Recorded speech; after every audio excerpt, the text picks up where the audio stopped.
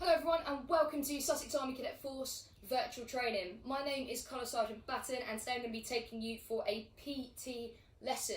The aim of this lesson is to teach you how to correctly perform a trunk curl.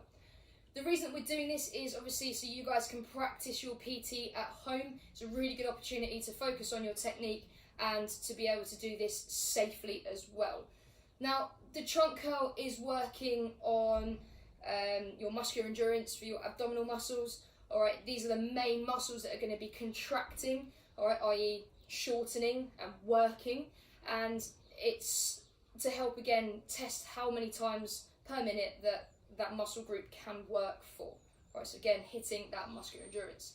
So your abdominals are going to be worked, your obliques are going to be worked, okay, and obviously your back muscles are involved, not as core as your abdominals in this one.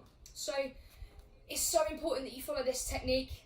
Alright, this is going to help you to improve the number of sit-ups or trunk curls that you can do within your test, as well as making sure that you're doing it safely and reducing that risk of injury. So let's get started. For this exercise, I forgot to mention, you might want to get some sort of like soft flooring. If you've got carpet, then that's absolutely fine.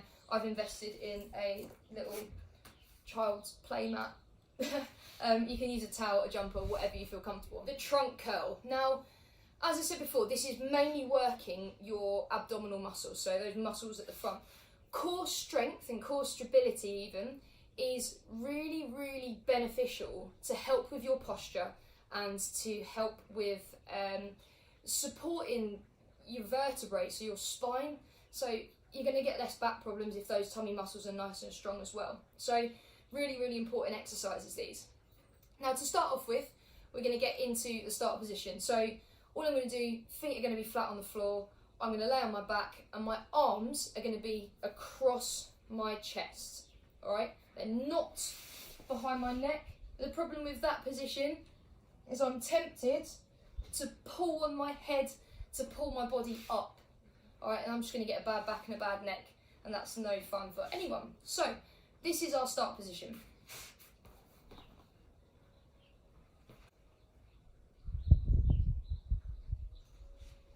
That start position, feet nice and flat on the floor and the ground. They are to remain there for the remainder of the trunk curl. Your back is nice and flat on the ground and your arms are across your chest. What I tend to do is if you feel along your shoulders, you can feel a bone that runs from here out to your shoulder. That is called your clavicle, or more commonly known as your collarbone. If you tuck your fingers just on top of that, or keep your fingers touching your clavicle, alright, you should be absolutely fine, because you know they're in the right place all the time. So, the sit-up then, or the trunk curl, all we're going to do is, we're going to tense our tummy muscles, we're going to lift our shoulders off of the ground, and basically we're going to end up in a sitting up position, like this, watch.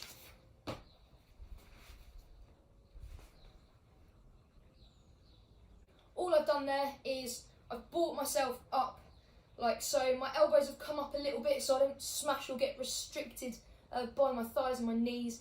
Alright, my feet have stayed on the ground and my knees have stayed in the same position. Alright, all we're going to do to go back down is just lower ourselves in a controlled manner. Don't slam yourself on the floor because you're going to hurt yourself. So please control it. That also puts that little bit of tension back onto your stomach muscles, and that's where you're really going to start to work your abdominals. So this is how we lower ourselves. Alright, nice and simple. What I'm going to do now is I'm going to show you I'll go for 2 trunk curls so you can kind of see the momentum that you get yourself into.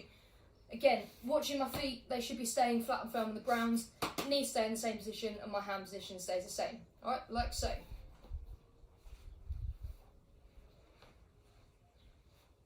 That's what it look like. I'll show you from the sides just so you can see exactly what my back's doing.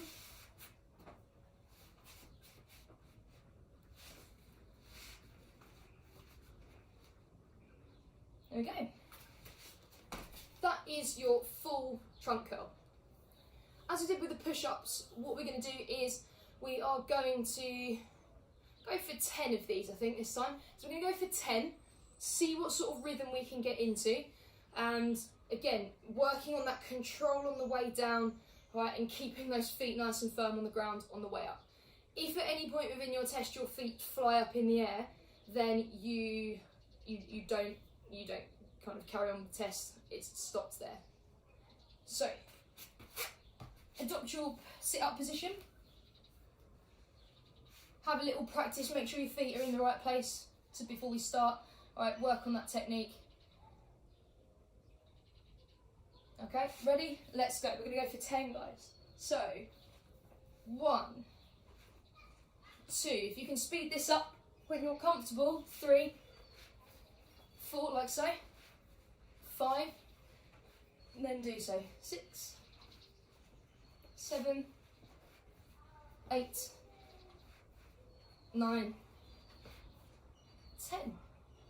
And there we go. We've practiced our trunk curls. Main things from this lesson, guys, is keep your feet flat on the firm of the ground. Make sure your arms are by your clavicles at all times, and making sure you've got that control on the way back down. We don't want you hitting your heads. We don't want you hurting your spine, because obviously that's going to be a bit of a health and safety situation. I've done 10 there. If I did 10 a day for a week, and then week 2 I increased it to 12, 14, 15 if I'm feeling strong, then my muscular endurance is going to get better. All right, so it's all about practice, all about the technique, and all about the control of that movement. Happy practicing, guys. Well done.